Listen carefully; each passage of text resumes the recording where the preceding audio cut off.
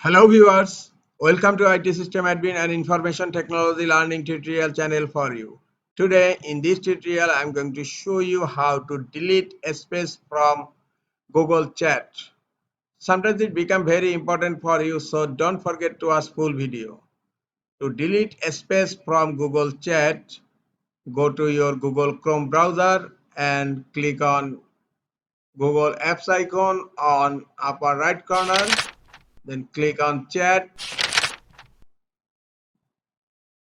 Now in Google Chat, you will find all your spaces on menu bar on left side of your Google Chat. Just select the space which you want to delete. Now click on the drop down menu of your space name and now scroll down. Here you will find the last option, delete. Just click on delete and this is the notification, delete this space forever. Just click on delete and the space is deleted from my Google Chat.